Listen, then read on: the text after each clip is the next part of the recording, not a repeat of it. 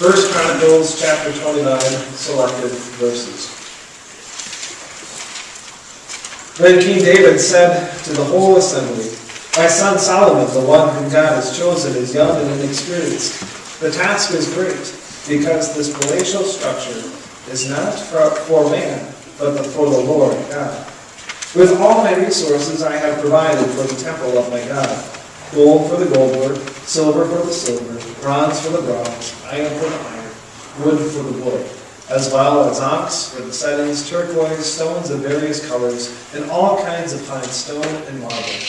All of these things in large quantities. Besides, in my devotion to the temple of my God, I now give my personal treasures of gold and silver for the temple of my God, over and above everything I have provided for this holy temple. 3,000 talents of gold and 7,000 talents of refined silver for the overlaying of the walls and the buildings.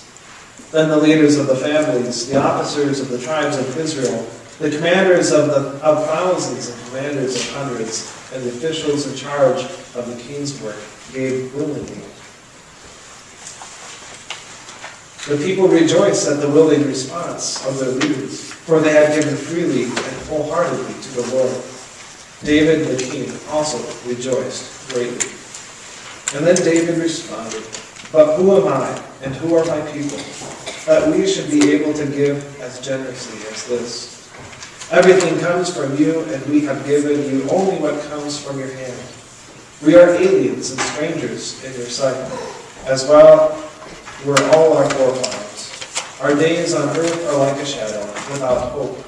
O Lord our God, as for all this abundance that we have provided for building you a temple for your holy name, it comes from your hand, and all of it belongs to you." This past week I attended a leadership academy in which the bishop was the presenter this time.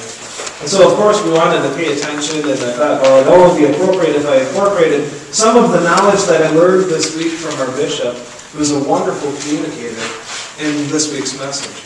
And so one of the things we talked about were great one-liners that you would start off your message and make sure to grab everybody's attention with, right? And so I started thinking about my message. I started thinking about the text that I just read, and I thought, well, what would be my one-liner? And I started thinking about kind of the backstory about David. And there are a couple of one-liners that didn't make it. The first one that did make the cut was this: God says no to David. Right? It kind of piques our curiosity a little bit, because David was a man after God's own heart. And here David wanted to do this wonderful thing for the Lord, but God said no. So we kind of wonder why. And I thought, that's really not all that clever, all that engaging. And so I thought of one that was maybe a little bit better. Little Prairie announces aliens in its membership. Did you know that? Little Prairie announces it has aliens in its membership. And if you didn't know that, just kind of look around. There are some aliens in our midst. Now, I'm not talking about the ways that I used to tease my girlfriends in high school, driving around in the country where there are all these flashing lights and telling them that it's my mothership. I guess I'm going to leave you hanging there. But we have aliens in our congregation, in our membership. No, the one-liner that made the cut was this: Jerry Jones Cowboy Stadium is made to look like the Metrodome. Jerry Jones Cowboy Stadium made to look like the Metrodome. And for those of you that are football fans, you know what the Cowboy Stadium looks like, right? It has to be the finest sporting event establishment in the United States. Or at least it's the finest football arena in the United States. When you think about the Metrodome, well, we know what that's like. We've been there before. Maybe not for a Vikings game, but at least to watch the Northfield Bears, which maybe was a little bit more exciting when they had those runs to the state championship.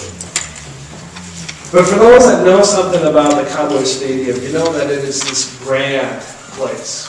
And even if you haven't been there in person, you can see, even watching on TV, that this is a spectacular place. That this was built just a few years ago, and it's already hosted one Super Bowl this last year, and it's hosted many great events. And it's a pretty impressive structure. It's the home of the world's largest retractable roof, and the home of the world's largest retractable end zone doors, both of which open in a mere matter of minutes. that has a seating capacity for about 80,000 people. And if you include the standing room only tickets that sell for only like $29 versus $67 to get in and watch the Minnesota Vikings lose, they can hold 100,000 people. 100,000 people in this one place. Now you might be wondering, well, would I really want to pay $29 for a standing room only ticket? I mean, it is pretty impressive, but am I going to have a chance to see the game? Well, they've got you covered. It doesn't matter if you go to the concessions or if you're out in one of the entryways or wherever you're standing, chances are you're not going to miss a single action in this game because there are over 2,900 televisions in this place. And to top it all off, we all are aware of what expands from the 20-yard line to the 20-yard line. A 25,000 square foot, mega, huge television, right? In which, I wonder if you were there at the game, would you be more likely to watch the game that's taking place below you, because I'm cheap and I'm going to sit way at the top, or am I most likely going to watch this huge screen that's right in front of my face? And so you're not going to miss a single action about this game, right? So what did it cost to build this wonderful feature? Well, it was budgeted to cost about $650 million to build the Cowboy Stadium. And they spent about $1.15 billion to build this place. $1.15 billion to build the home, the finest NFL football facility, probably the finest sporting event venue, maybe Yankee Stadium can kind of rival a little bit, but the best home for the most valuable franchise, even though they didn't play like it this year, the most valuable franchise in NFL today. It's pretty impressive. Now, to say that Cowboy Stadium is made to look like the Metrodome, we got to be talking about something quite a bit more spectacular, right? Because we've been to the Metrodome, we've heard the stories, we've seen the pictures on the news of the roof, the dome deflating, very fitting to the season this year, right? Just kind of very appropriate ending to it all. And it's kind of hard to be motivated to think about building a new stadium. Although, I guess, as I was reading, the budget for the Vikings Stadium was only like $60-some million. And they actually came in under budget, about $55 million to build the Metrodome. And of course, it seats a lot less people than Cowboy Stadium, and it's a lot less impressive. So, what would be so great to make Jerry Jones Stadium look like the Metrodome? Actually, what do football stadiums have to do with our text at all today? Well, we're going to find that out. They help us get perspective. And if you're following along in your sermon outline today, the first point there, the first key insight to help us grow towards giving freely to God. After all, today's topic is generosity, giving freely to God. The first key point is to gain perspective. David had perspective on this task that he was wanting to do. He wanted to build for the Lord a temple. But God said, no, David, you have blood on your hands. I'm not going to let you go ahead. You are not in the right position to build my house, to build my dwelling.